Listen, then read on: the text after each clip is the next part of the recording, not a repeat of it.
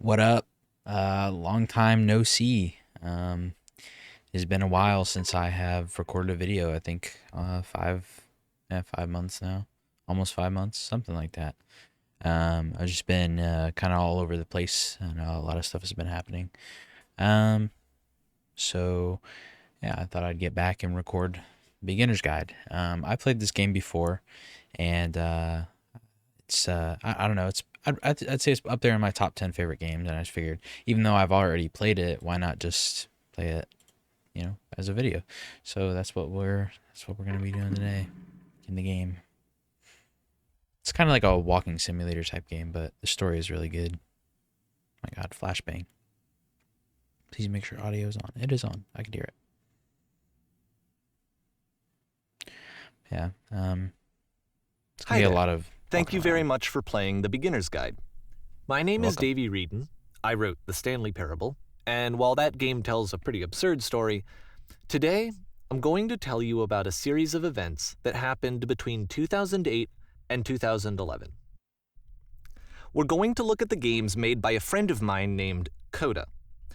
Now, these games mean a lot to me. I met Coda in early 2009 at a time when I was really struggling with some personal stuff, and his work pointed me in a very powerful direction. I found it to be a good reference point for the kinds of creative works that I wanted to make.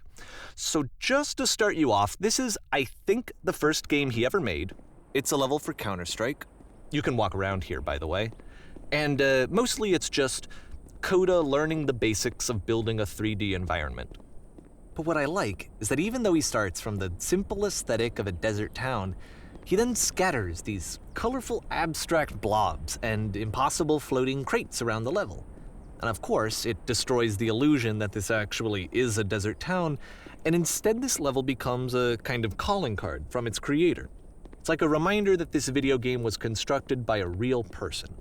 And it kind of makes you wonder, what was going through his head as he was building this? This is what I like about all of Coda's games. I mean, not that they're all fascinating as games, but that they are all going to give us access to their creator. I want us to see past the games themselves. I want to get to know who this human being really is. And that's exactly what we're going to do here. So, it's 2008, Coda starts making these games, and he never releases any of them. He doesn't put them onto the internet, he just makes them and then immediately abandons them, and they sit on his computer forever. And I think he really understood this image of himself as a recluse. At one point, he jokingly renamed his computer's recycling bin to Important Games Folder. So, this was just how he worked. He tended to crank them out one after the other without even really pausing to try to understand what he had just made, until suddenly one day, he just stopped. In 2011, that was it. He made his last game, and then he hasn't made another one since.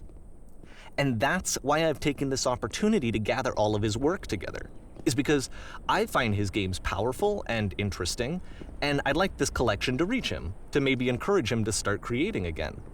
And if the people like you who play this also happen to find his work interesting, then I'm sure it'll just send that much stronger of a message of encouragement to Coda. So thanks for joining me on this. If you have a particular interpretation that I haven't mentioned here, or if you just need to get in touch, you can email me at daveywreden@gmail.com. Okay. Okay, that's about it for introduction. Let's take a look at Coda's first proper game. As each game is loading, I'll show you the date that it was completed. This first one was made in November 2008. Flashbang. Warning. Whisper machine active. Oh, I play enough Valorant for this. Oh, This game is called Escape from Whisper, and it's one of the more generic games you'll see from Coda. Gotta check those corners.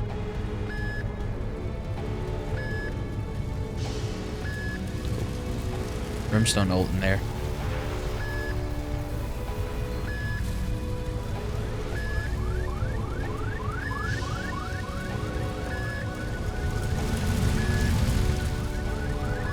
Okay. Clear.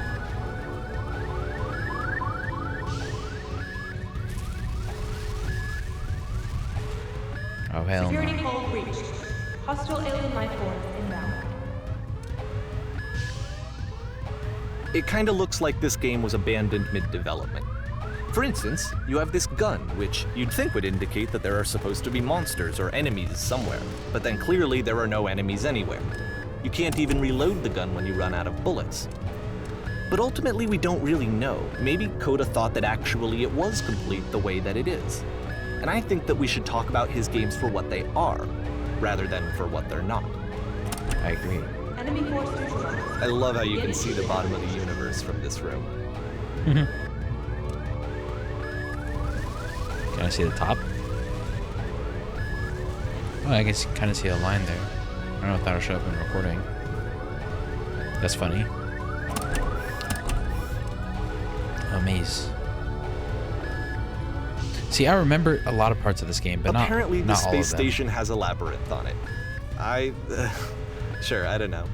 There's really no reason for it that I've ever been able to discern, so in the interest of time, I'm just gonna skip you on past it. Awesome. Okay, this is the part that's interesting. The game has this narrative about the whisper machine and how it has to be turned off, and then you get to the engine room. Hey, you there, in the engine room. You could save us all. That beam is powering the whisper machine. We could Yeah, I disrupt remember it how by this introducing a great enough heat signature. If your body could stop the beam. Yep. It's so much to ask, but for all of our lives, would you do it? Could you give yourself? I'll do it. I'll do it. Okay, get me in there. Let me pause here for a second.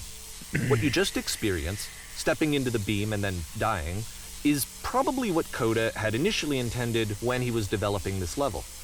But when he first compiles and plays it, something goes wrong. There's a bug somewhere. And this is what happens instead.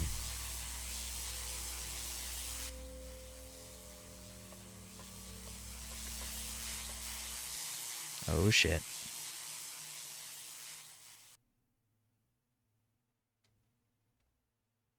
Nope, no top of the universe, The but there is a beam bottom. causes you to start floating.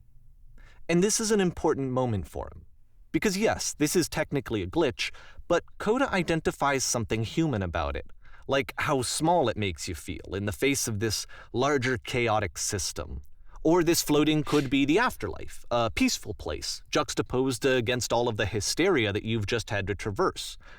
I don't even know. I have no idea what he was thinking, but what's clear is that after making this, something lodges itself in his brain. He wants to do more of these really weird and experimental designs.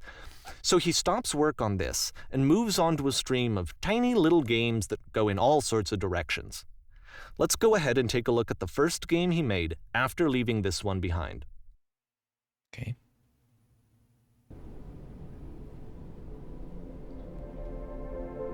The past was behind her.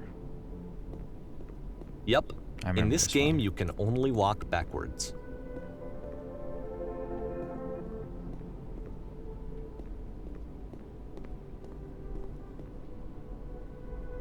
So it's a short and relatively The future minimalist cannot be seen. experiment combining motion and narrative. It is less advanced than the previous game, but actually it seems to be more focused, more complete.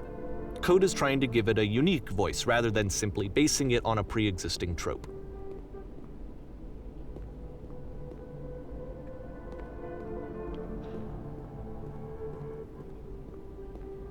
Why does the future keep changing?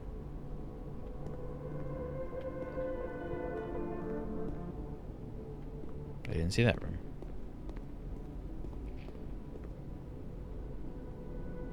When she stops and looks, it becomes clear.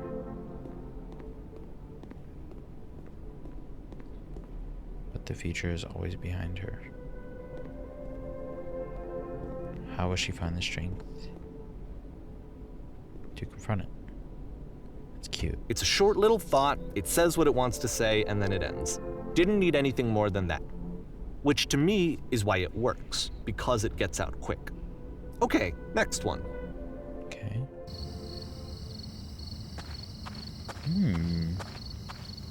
My footsteps are so crunchy.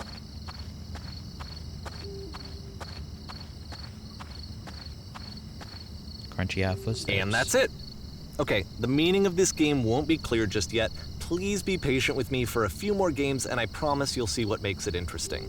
Got you. Oftentimes, Coda would put bizarre titles like this one at the start of his games. I wish I'd known him at the time that he was making these early games. He would really only talk to me about his work as he was making it. Once he stopped work on a game, like, that was it. Remember, it this was one dead. you get slower and slower. And I don't agree with that at all, but what are you gonna do?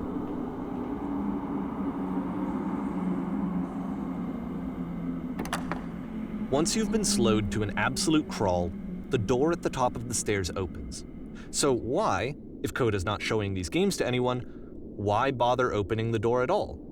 Well, to show you, I'm modifying the game here so that when you press enter, it'll bring you back up to full speed so you can enter the door for yourself.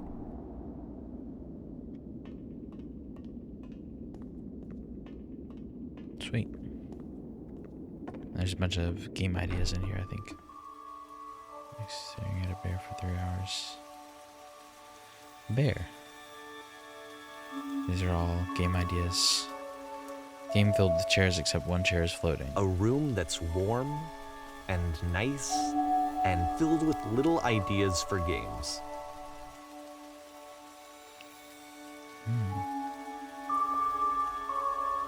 Coda would often tell me that he didn't mind if people thought of him as cold or distant. He said that he knew that he was actually a vibrant and compassionate person, but that it takes time to really see that. It can be a very slow climb to get there.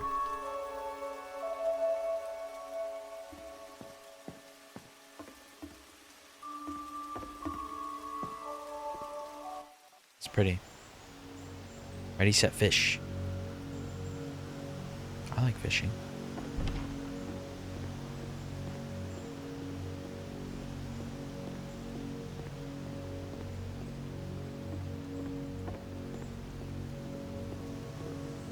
Well, this is new for Coda. It's an actual puzzle. Go I ahead and see if remember you the can solve it. solution. Yes. Don't forget that solution, because we're going to see this puzzle again soon. We're gonna see it a lot. Okay.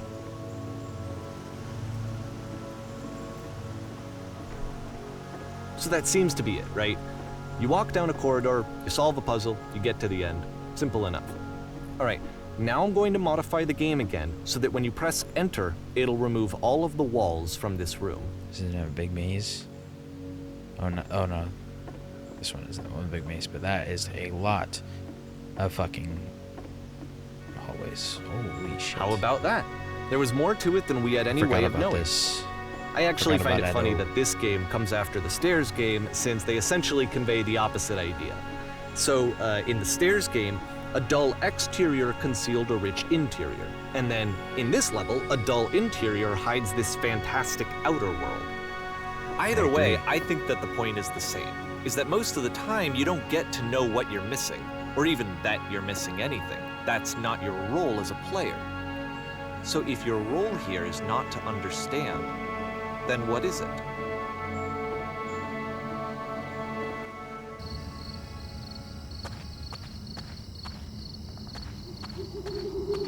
We're now exiting. Aha! So, this, combined with the entering game from earlier, tells us that Coda believes his games are connected somehow. It could even be that the Stairs game and the puzzle game are literally connected in between this and the entering game. There's a bigger picture that all of his games are meant to play a role in, some larger meaning that we won't be able to grasp until we've seen all of them. And once we have, we can step back and start to understand what exactly that bigger picture is. Okay. The Great and Lovely Descent. This game's flashbanging me every 5 minutes. I forgot. I forgot. Let's talk about video game development for a second. Okay. Every video game runs on what's called an engine, which determines what the game can and cannot do. So in other words, the engine is a set of tools for game development. Waiter, waiter. To make all of these games, Coda is using an engine called Source. Like all engines, Source has certain things that it does well, and it has certain things that it does poorly. One of the things that it does very well is boxy linear corridors. That's why so many of Coda's games are set in these large, flat, empty rooms, is just because he's working with what the engine does well. The tools available to the creator shape what kinds of creative work they're going to end up making. You might consider paying attention to the architecture in Coda's games, to notice how they seem to stem from an engine that's very good at producing linear, boxy corridors.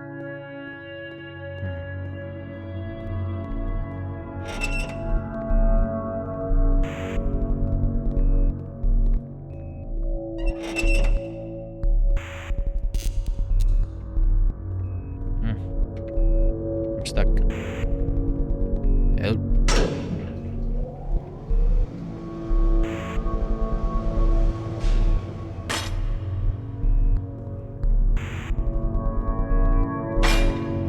This prison, funny enough, in Coda's original design, the doors stayed shut for a full hour before letting you go.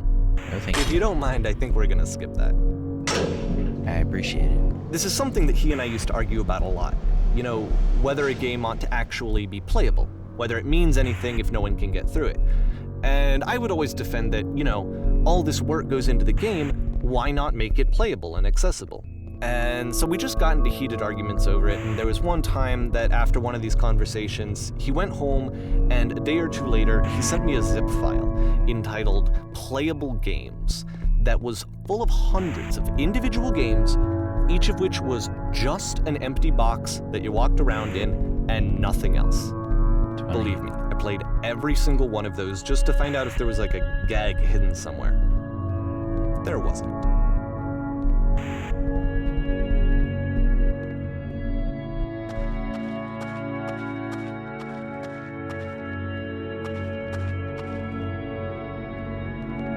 Explore? No. It's the puzzle again, with the exact same solution as the last time.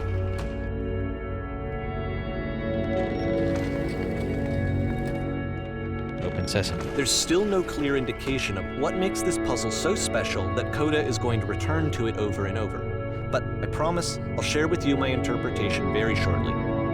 Okay.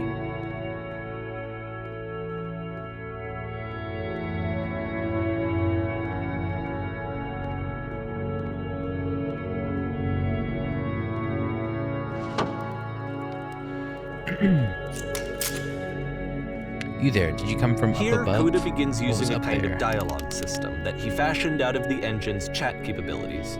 Use the 1, 2, 3 buttons on your keyboard to respond.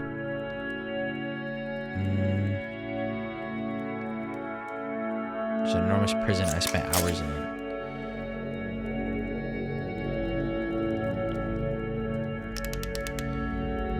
Yes, I did.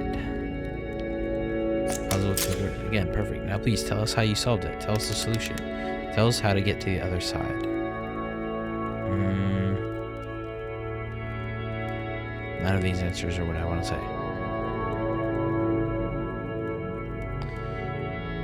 Say I don't remember. You must think harder, please. Try hard to remember. It is so important that we got out of here. We must escape this prison. Can you think harder? There must be something more. Please tell us how to reach the end. Dang. My bad. My bad. Oh. I'm back. Yes. There was a puzzle I had to pass through.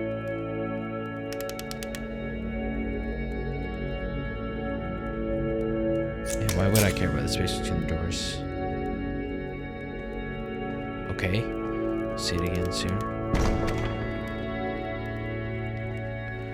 My bad, guys. My bad. They never figured out how the puzzle works. And so we make one last descent down to the final floor of the level. Okay.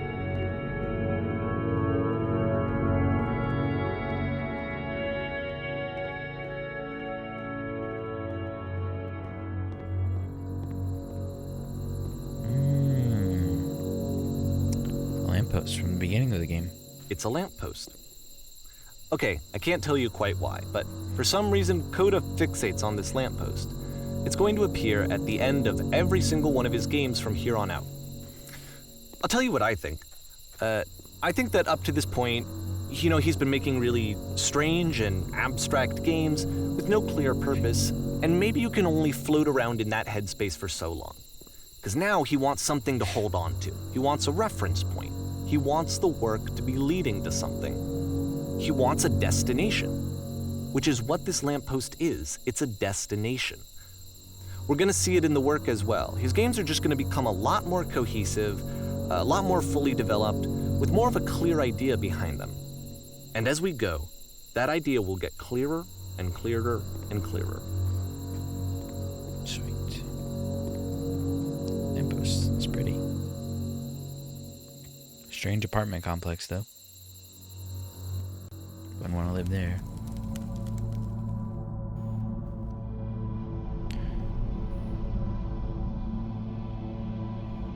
Okay.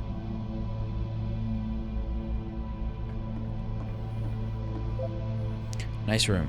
Not. Okay. So first off, I'm sure you can deduce this, but this game is not connected to the internet. All of the notes that you're gonna see have been written by Coda. This was actually the first game of his that I ever played. This was shortly after I met him at a weekend game jam in Sacramento, where I grew up. I saw him working on this very level, Yeah, and it was that's just right. so Oh my God. different from anything that anyone else was doing. So right away I was like, I have to be friends with this You person. guys hear me? In retrospect, I think I was probably a bit too pushy, Hello. trying to get his attention. I was over Reasonable. enthusiastic. But he was very gracious about it and Everyone very needs- patient with me. And I cooled off eventually. Hey. Oh, feel free to This place skip makes over me any of sad. these notes if they're not doing anything for you. Nothing extra is going to happen if you read all of them. Guy over there Either wrote way, so much wrong. To me, they convey a sense of loneliness. I see this person who's filled with thoughts and feelings and beliefs and has no way to express them except as scattered and unheard voices in a game that wasn't meant to be played.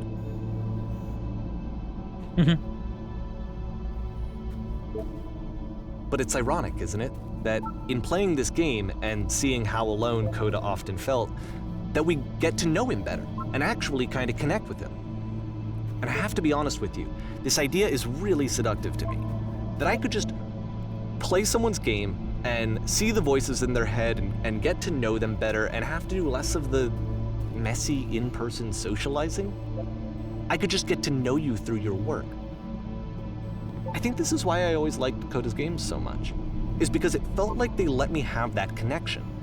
I felt as though he was inviting me personally into his world. And then I feel less lonely too.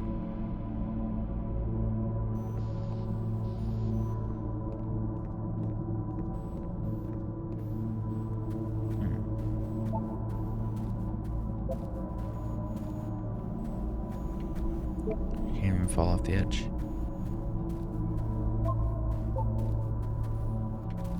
I have to go over here. I do. What the shit is this cavern? Boring. I think it's pretty. The sailors are looking for it. Sailors looking for an acorn.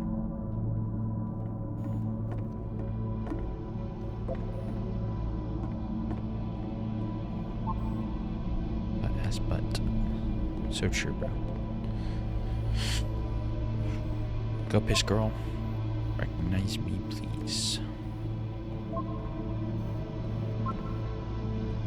listen to that guy. Free t-shirt.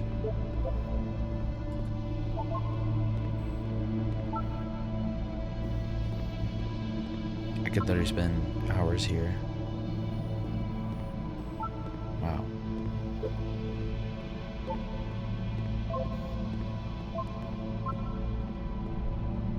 Holy crap.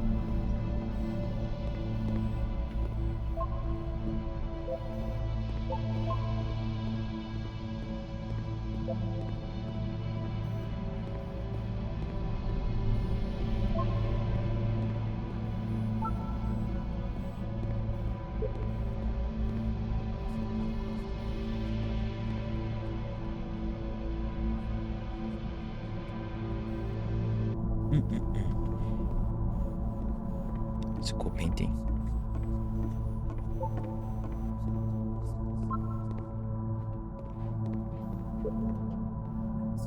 Stop pretending you are other people.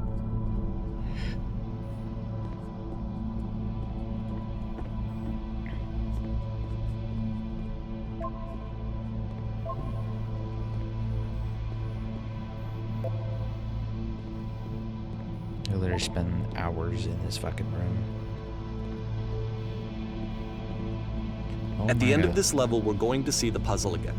And here, I'll tell you what I think the puzzle means. Each of these games represents an idea that was on Coda's mind at the time that he was making it. And the puzzle is a way of closing the door on a previous chapter of his life before moving on to the next one. In each of his games, after exploring a theme that, he might find difficult, Coda can then place this puzzle that he knows has a reliable solution, he understands exactly how it works, and so it gives him a simple mechanism for moving on.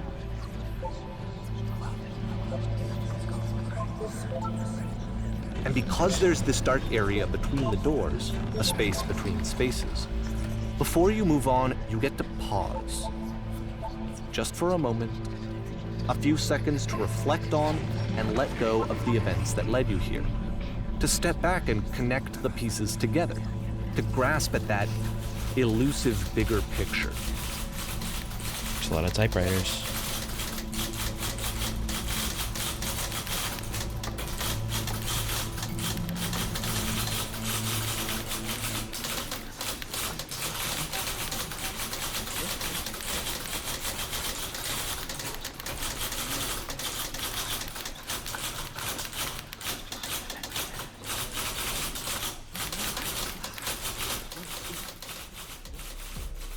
Porn stars die too. Okay, this one is tough. It's gonna Okay. kind of just spin its own wheels for a few minutes. Hang with it. Pretty chill house. What the? You going to see the nightclub?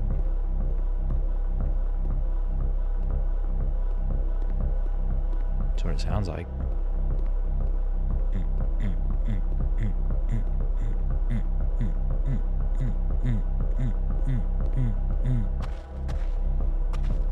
See, this is it. The whole Oh, game. nightclub. And there's nothing that's particularly interesting about it. You just fuck. walk to the end of a hallway. Except, for some reason, Coda gets really fixated on this prison that has all of this modern furniture. And I don't know why, but he decides he needs to revisit this prison. He's gonna start over, use the same assets, turn it into something else. Okay, cool. Here's version 2. Okay. Where'd all my furniture go?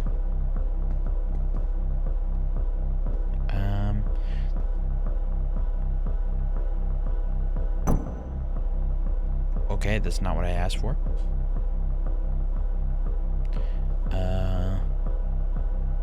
Fuck it, 10 stoves. Those are not stoves.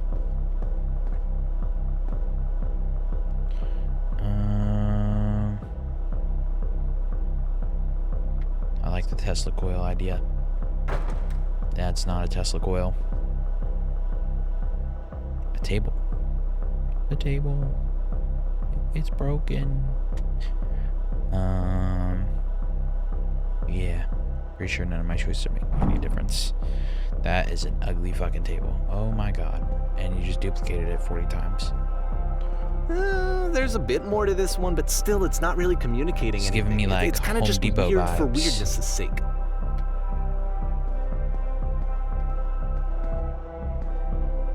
So, okay, he throws it out and starts over. This time he comes like at the prison idea from a IKEA different fever direction. dream. Hello, please walk forward. This guide will enable you to escape any prison environment. Follow the instructions carefully. Take care that you remember each step. First, click on this table. Oh god. Good, go over to the photo frame and click it to turn it slightly. Now turn the floor lamp in this room off, then turn it back on. Now go to the left side sofa, move it over a little. Okay. Finally touch the shelves. That's it. In a real prison, the escape will now open. Return to the start and be taken back to your prison. What? I don't want to go back. I didn't do anything. Free me. Free me till it's backwards. And of course, now the table is gone and you can't begin the chain of events to escape. Yeah, I see. Here's a version where there are no bars, but you can't actually get to the well. And then a version where the inside of the prison is the outside and the outside is the inside. Let me just blink you real quick through a few more of these. I mean, he really unloaded on this prison idea. There's nearly a dozen of them. Oh, I'm in the well. Personally, From earlier. I think it's awful to watch this, to see a person basically unraveling through their work. And for what? Like, at what point do you just go, maybe there are game ideas other than this prison that I could be working on? Upside But down. Coda doesn't have that voice telling you to stop, that particular mechanism of defense against yourself. Without it, you just spiral. And so he keeps going and going and going and going and going. This looks like a Roblox obby. What the hell? And he likes it. And that's it. He's done. He stops making prisons. Good. This is the very last version of the prison game that he created. And the reason I think it works is that the prison is not actually in it. Well, not good that he stopped making them, but got out of the prison headspace. I play too many horror games to know where this is going. I don't like it.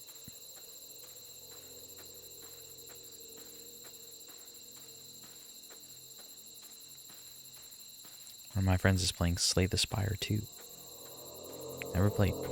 Should I? Uh-oh. 911. Yes, the pizza is very aggressive. Hello? Who is this? Oh.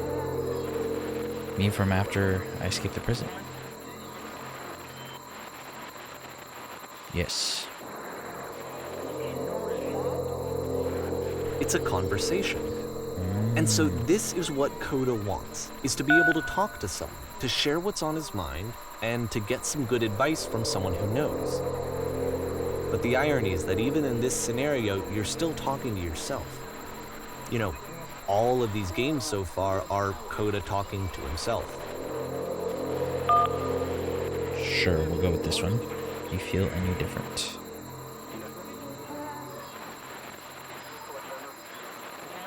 Sometimes I'm scared I'll get out and then things will be exactly the same as before.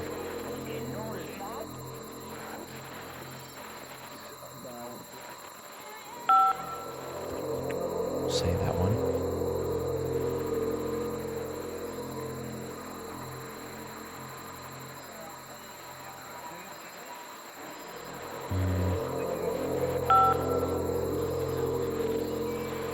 Wait, if you're me, then how did you get a call?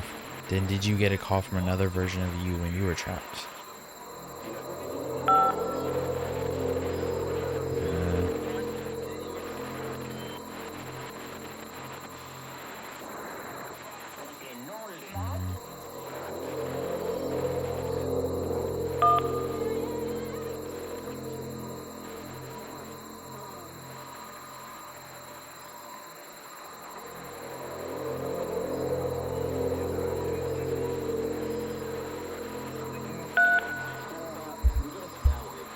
He's gotta trust himself. Let's just talk for a bit. Will you be here? I will be here for as long as you need.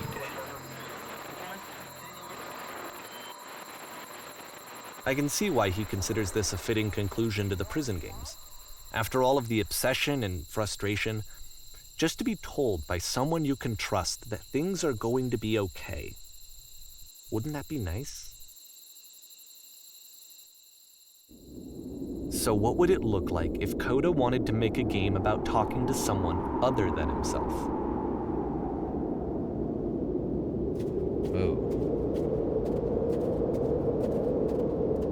To me, this environment is meant here? to represent Coda's puzzle, with the two doors on either side and a dark transitional space between.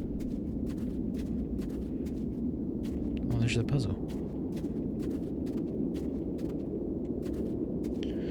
Well, I think I'm actually gonna leave it off here for like a part one, because this game is kind of long. If I remember, it's about, I think, an hour and a half, roughly. It took me an hour and a half to finish it the first time I played through it. But yeah, this is I don't know. This is I feel like sometimes less of a game, and it's like more of an experience. I feel like I remember my first time watching it. It definitely felt like more of an experience than a game. But I don't know. It's weird. It's definitely unique. I've never played anything like this before. But yeah, I hope you guys enjoyed, and we'll see you in the next one. Bye bye.